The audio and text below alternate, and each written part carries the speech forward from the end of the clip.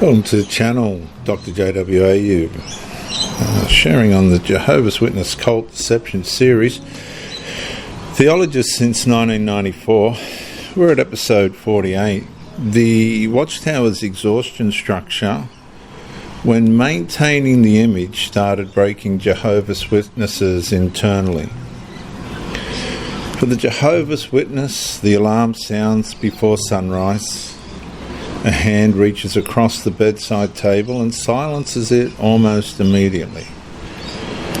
For a few seconds, no movement. The room stays dark, still. Then the routine begins again. Meeting clothes hang prepared nearby. The daily text waits and unread on the phone screen. A browser history was deleted sometime after midnight. And in the last episode, the private self slowly separated from the visible self. And in this episode, the pressure settles deeper. For the Jehovah's Witness, the performance starts exhausting the person maintaining it. And it's not sudden, it's physical, psychological, spiritual. A brother comments confidently during the meeting, while privately carrying compulsive habits he no longer knows how to stop. A married couple sit through a Watchtower study after another silent argument no one inside the congregation ever sees. And someone keeps pioneering while secretly feeling emotionally numb during prayer. And the structure continues functioning normally around all of it. And that is what makes the pressure difficult to confront openly. Inside religious performance, government religious systems, exhaustion rarely begins through workload alone. It begins when the distance between the visible life and the hidden life keeps widening underneath the same identity. And for the Jehovah's Witness, the body absorbs the contradiction slowly. Sleep becomes lighter, patience shortens, ordinary conversations begin feeling heavier than they should. People start surviving the routine instead of being strengthened by it.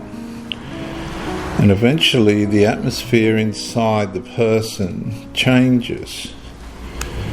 It's not rebellion, it's fatigue.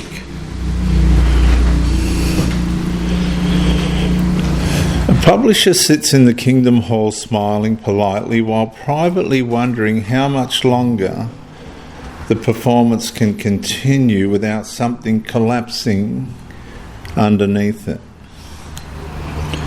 Another deletes private conversations before family worship begins. And someone else quietly drifts into fantasy, secrecy, appetite, or online escape because hidden tension now feels easier to manage privately than to expose openly. And for the Jehovah's Witness, nothing outwardly dramatic happens. The schedules continue, the meetings continue, the language continues. But internally, the strain keeps spreading beneath the appearance, holding everything together. Meeting attendance remains visible. Field service participation remains noticeable. Commenting, preparation, visible enthusiasm and organisational routine quietly become measurements the Jehovah's Witness learns to associate with spiritual stability inside organisational and congregational life. Watchtower publications repeatedly connect regular spiritual activity and loyalty with remaining spiritually strong and protected inside Jehovah's organisation.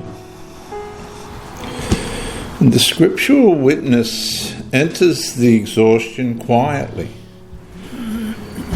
In Matthew 11:28, calls the weary to come openly to Christ. Psalm 32:3 describes inward strain while truth remains concealed. Galatians 6:2 calls believers to carry burdens honestly together.